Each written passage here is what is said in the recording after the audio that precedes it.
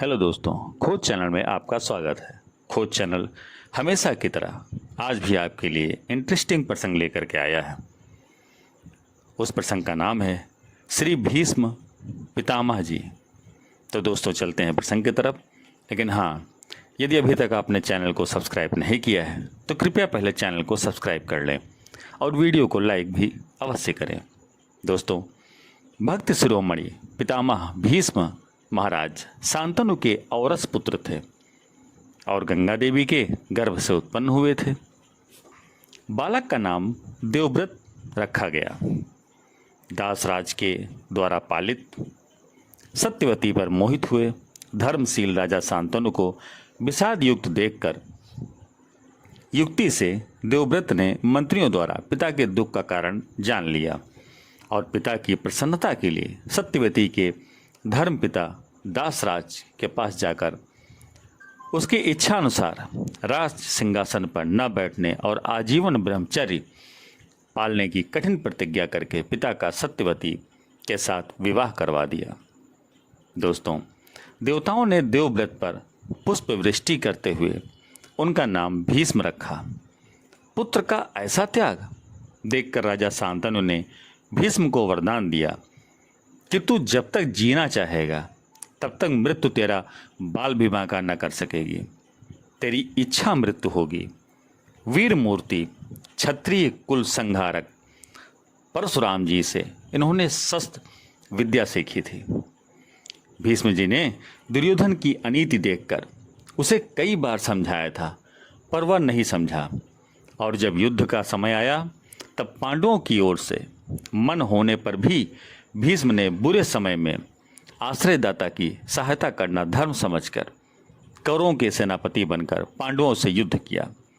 इतना होने पर भी भीष्म जी पांडवों के पक्ष में सत्य देखकर उनका मंगल चाहते थे और ये मानते थे कि अंत में जीत पांडवों की ही होगी।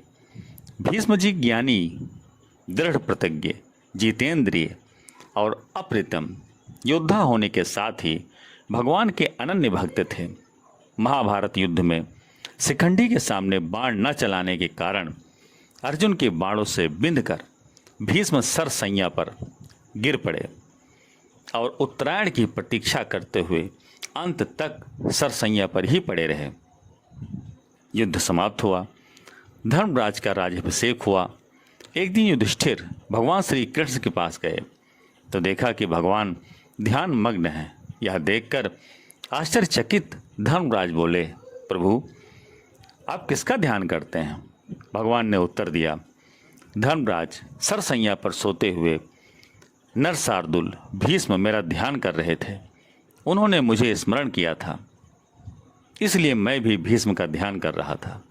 फिर भगवान ने कहा, युधिष्ठिर वेद और धर्म के सर्वोपरि ज्ञाता कुरुकुल सूर्य पितामह के अस्त होते ही जगत का ज्ञान सूर्य भी निस्तेज हो जाएगा। अतएव वहाँ चलकर कुछ उपदेश ग्रहण करना हो तो कर लो। युधिष्ठिर श्री कृष्ण महाराज को साथ लेकर भीष्म के पास गए। बड़े बड़े ब्रह्मावेत्ता ऋषि मुनि वहाँ उपस्थित थे।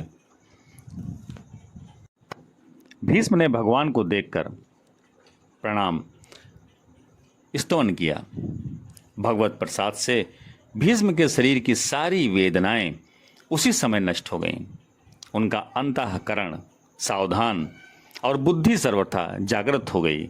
उन्होंने युधिष्ठिर को धर्म के सब अंगों का पूरी तरह उपदेश दिया और उनके शोक संतप्त हृदय को शांत कर दिया।